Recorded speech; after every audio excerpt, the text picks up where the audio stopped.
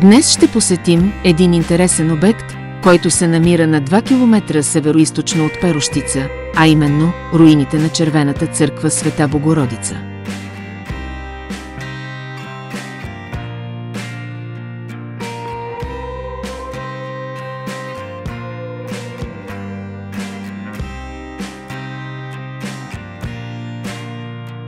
Със сигурност червената църква е една от най-старите църкви в Европа.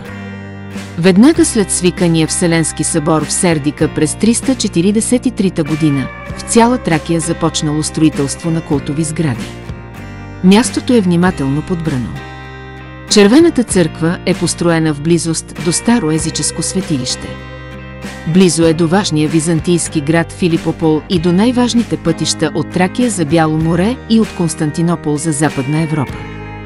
Първоначално устроената тук църква е изпълнявала функциите на мартири, култова сграда, предназначена да съхранява паметта на мъченици, загинали за утвърждаване на християнството, а в един по-късен период от своето съществуване според преданието е служила и за лятна резиденция на византийски велможи. Намерени са запазени по стените фрески. Преди това по римско време, тук е имало баня с минерални води и храм на бог Митра.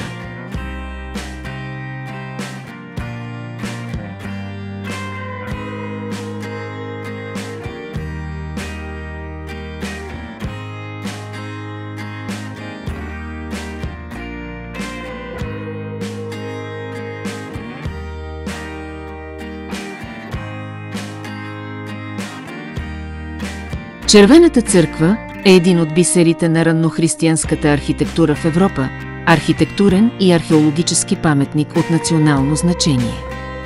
Статут на национален античен паметник получава през 1927 година, а на архитектурно-строителен паметник на културата в руинен вид през 1966 година.